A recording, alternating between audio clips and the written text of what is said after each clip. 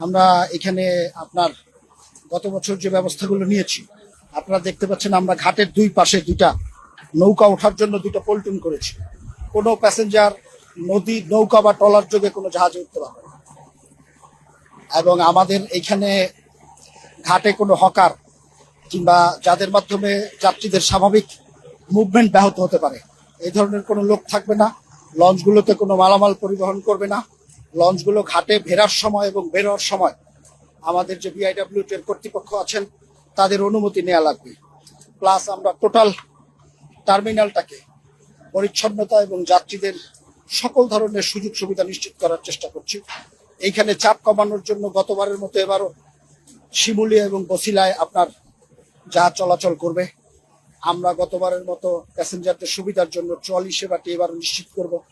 অসুস্থ এবং বয়স্ক প্যাসেঞ্জার যারা আছে তাদেরকে সহায়তা করার জন্য আমরা এবারেও হুইল চেয়ার এনশিওর করছি। এবং আমাদের যে ইনস্টিটিউটের যে আমাদের ইনস্টিটিউটের যে স্টুডেন্টরা আছে তারা সেই বিষয়টি ব্যবস্থাপনার দায়িত্বে থাকবে। লঞ্চের ফিটনেসের জন্য আমরা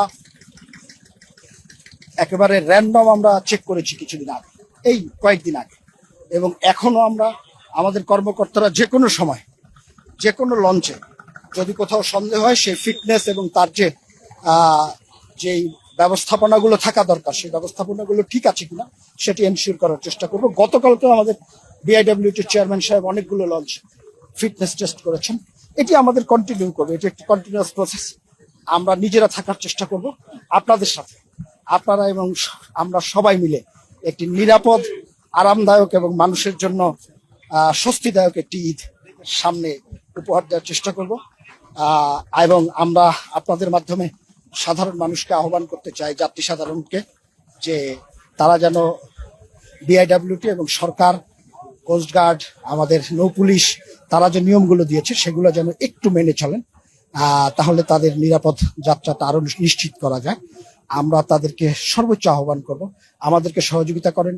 প্রত্যেকটি যাত্রী যারা নৌপথে যাত্রা করতে চান তাকে বাড়ি পৌঁছে দেয়া পর্যন্ত আমরা আমাদের কাজটি অব্যাহত রাখবো এবং আমরা নিশ্চিত করব যে সব মানুষ যাতে বাড়িতে পৌঁছাতে পারে যারা নৌপথের যাত্রী আছেন।